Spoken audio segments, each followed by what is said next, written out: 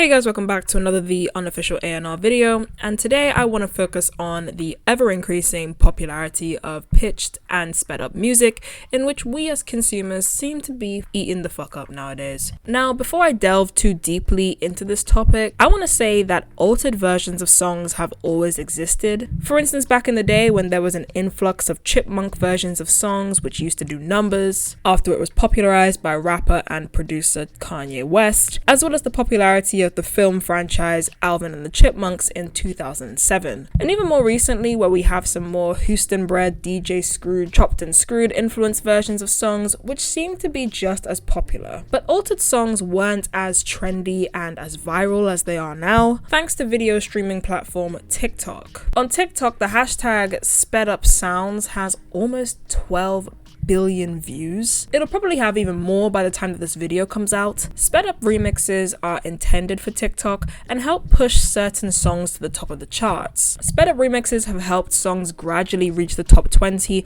or even the #1 spot on Billboard. For instance, Chris Brown's Under the Influence, which is projected to go to number 13, and Steve Lacy's Bad Habits, which reached number 1. Speeding up songs can be lucrative for diversifying the music catalogue of artists, including popularizing songs which have been out for a while. It can also be a quick way for artists to monetize quote-unquote old songs, or could even aid an independent artist's rise to fame. For example, Ray, who has found a new wave of popularity since the release of her song Escapism. And who knows, maybe even speeding up songs could be a way to revive somebody's career. It's also considered to be cheaper and very financially rewarding for labels to release sped up versions of songs instead of paying artists to remix songs which have the potential to reach a very high position on Billboard. The popularity of sped up songs makes sense because we're living in a digital world now. Everything is fast-paced, we're always on our toes for the next best thing. TikTok has a way of boosting creative freedom. It gives regular people such as DJs, aspiring producers or whatnot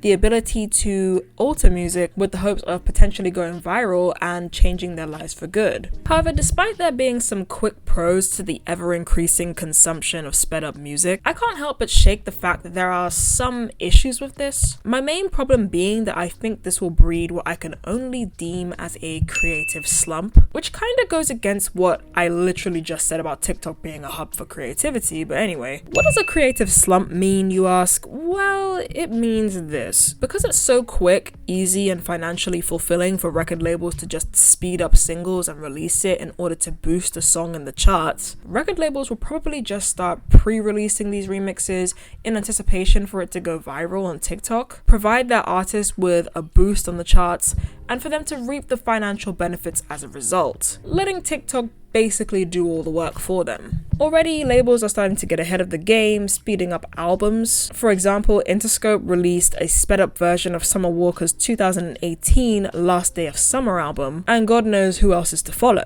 But why is this an issue? It's an issue because I feel like we could eventually experience a death in creative remixes. I mean, somebody might even argue that we're already experiencing that. Artists would release the original of a song and then a couple months later release the same single with a bunch of different features on it, making it a little bit more exciting than the original, or perhaps even helping the remix to chart. But due to this sped up consumption that we're engaging in, there might not be a reason for that now, because it's so much cheaper to just speed up a song, and if the original is already popular, then the sped up version is very likely to become just as popular as the original. This can also limit debates about fun moments in music. Like, nobody's gonna say in 10 years time, oh, you remember when Under the Influence was sped up and it was everywhere on TikTok? That was such an amazing time in music. In comparison to, oh, you remember when Chris Brown released the Deuces remix? Yeah, Andre 3000 definitely had the best verse on that. No. Drake slowed the song down, he made it his own. Drake definitely washed everybody on that remix. That's why I appreciate people like Beyonce, who's sticking to the old formula. Beyonce's Cuff It has been trending on TikTok for a long time, and just recently she released a wetter remix. And to be honest, I think it's even better than the original.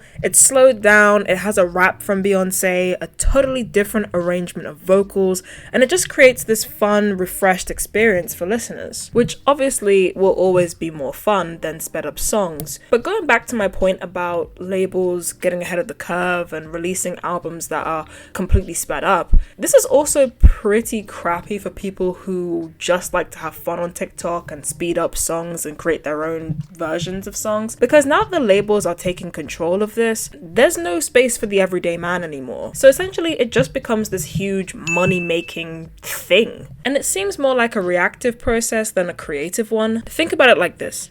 Artists put in hours in order to make music. This includes combining the years of developing their craft from producers, mixers, writers, singers, musicians, just for all of that hard work to be sped up by their label, leaving the original song relatively unchanged, with no innovative remixing and no real sense of making the song special or putting any effort into making the sped up remix special anyway. Because at the end of the day, a printout of an original art piece will never be the same as the original. Sped up versions of songs have a way of extracting the experience of the original song, as well as extracting all of the emotion in it. It's almost like juicing. You know, like when people say that juicing just takes out all of the nutrients and everything that's good for you? That's the same effect that altering songs and speeding them up does. It kind of just takes out all sense of feeling from it, any sort of emotional connection from it as well. But I guess you can't really fault the record labels, because at the end of the day, it is a business. They're trying to make money at the end of the day. But still, personally, I think that speeding up songs is only good in small doses. I'm not expecting to go into every single trending song on Spotify and to see that they have a bunch of sped up versions alongside it. I know I don't speak for everyone, but I sure as hell speak for a lot of people when I say that full versions of sped up songs just don't hit the same. I think it should just be used as and when. I don't want to hear sped up versions of classic songs, especially if the song is a banger. I expect something even more classic to be done with it. Do you know how many creative people there are out there in the world? They could definitely make some sort of creative remix, which would do so much better than just a sped up song. But I guess, like I've been saying all throughout this video, it is all about the cost. Why spend £100,000 when you can spend nothing? I just think it comes across as a bit of a get-rich-quick scheme, and I feel like it's going to be very short-lived. It also begs the question of whether artists will continue to rely on apps like TikTok in order to do all of their promotion for them. I think it's all a bit of a fad, and just like TikTok is a very fast-paced app, this whole sped-up consumption situation could die out very soon. But I think it is seriously up to the artists to drive their creativity, focus on making real music moments which are memorable, and to stop relying so heavily on an app which could go down at any minute now. Just ask Vine. Thank you guys so much for listening to me ramble on about sped up music. It's the unofficial A&R. Make sure you like, comment, and subscribe, and I will see you guys in the next video.